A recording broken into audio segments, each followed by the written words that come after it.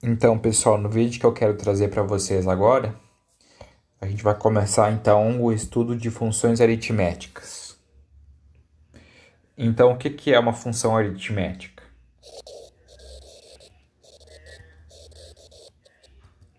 Então, uma função aritmética é simplesmente uma função definida nos naturais. Então, uma função f definida nos naturais, nos complexos, é chamada função aritmética.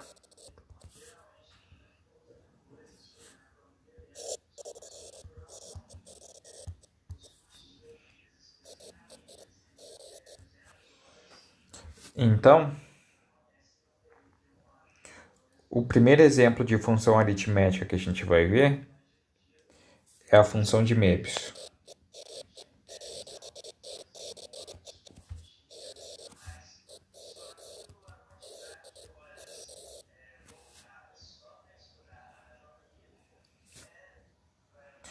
Então, a função de Möbius é definida no seguinte formato. Ó.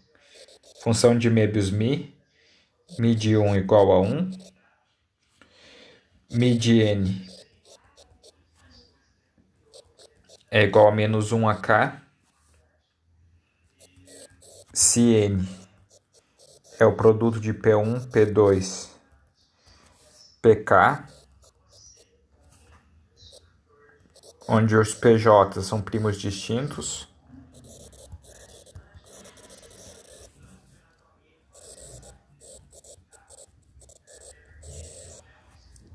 e μ de n é igual a zero se algum p quadrado divide n. Se algum primo ao quadrado divide n, então μ de n igual a zero. Então, os primeiros valores de n, 1, 2, 3, 4, 5, 6, 7, 8, 9, 10. E os valores μ de n são 1, menos 1, menos 1, 0, menos 1, mais 1, menos 1, 0, 0, mais 1. Certo? Então, a função Möbius de n é igual à quantidade de primos distintos, menos 1 elevado à quantidade de primos distintos que dividem n. Isso se n é composto por somente primos distintos.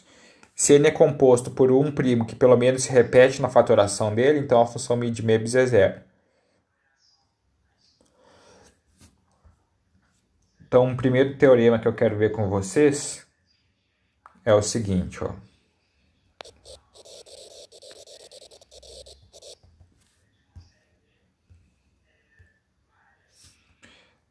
Se n é maior ou igual do que 1, então o somatório dos d's que dividem n da μ de d é igual a indicador de que n igual a 1.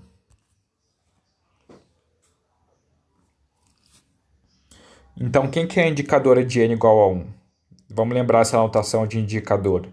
A indicadora é igual a 1 se uma coisa acontece e é igual a 0 se outra coisa acontece.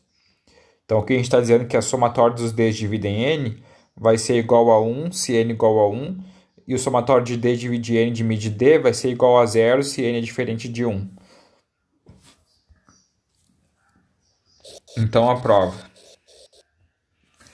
Claramente, μ de 1 igual a 1. Certo?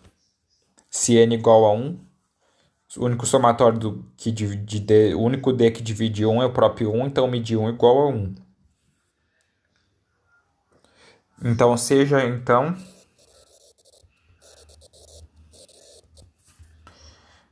n maior do que 1.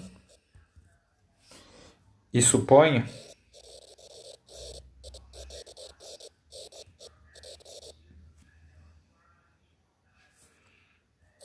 que n é igual a P1 na A1 vezes PK na AK.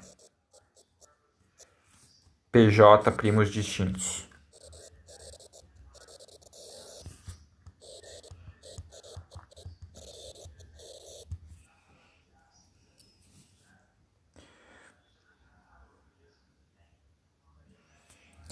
Então, o somatório dos Ds que dividem N de μ de D vai ser igual a μ de 1. Nessa linha eu vou listar só o μ de 1. Depois eu percorro todos os divisores que são compostos por um único primo, mais μ de P1, mais μ de P2, mais μ de PK. Agora nessa linha aqui, eu percorro todos os divisores de N que são compostos por dois primos, P1, P2,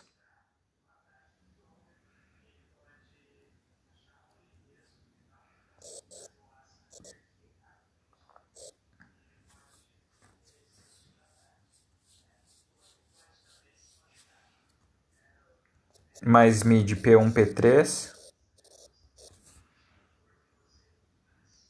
mais etc, mais μ de PK menos 1, μ de PK. Por que eu estou listando só os primos distintos estão aparecendo aqui? Porque a μ, quando dá um primo repetido, dá zero. Então eu posso considerar só os primos distintos, P1, P2, P1, P3. Não precisaria considerar, por exemplo, μ de P1 ao quadrado.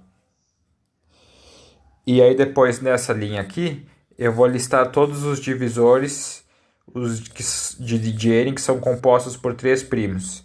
Então, μ de P1, P2, P3, mais etc., mais μ de PK-2, PK-1, PK.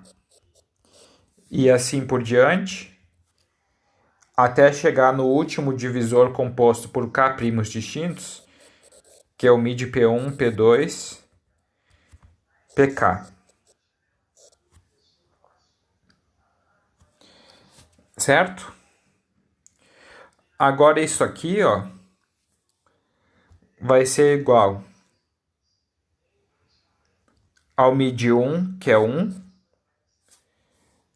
Agora, essa linha daqui, isso aqui soma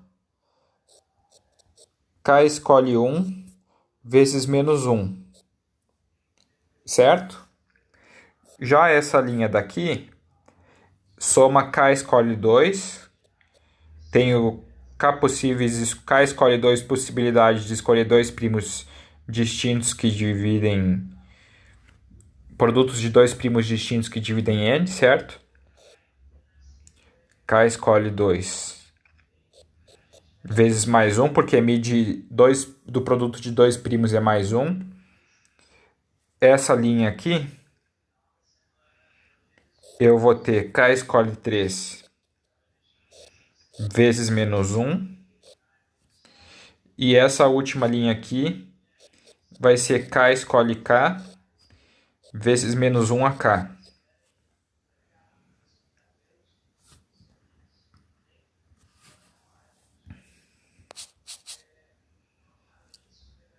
Então, o somatório dos Ds que dividem N de μ de D vai ser igual a 1 mais K escolhe 1 vezes menos 1 mais K escolhe 2 vezes mais 1 mais K escolhe 3 vezes menos 1 mais etc, mais K escolhe K vezes menos 1 AK.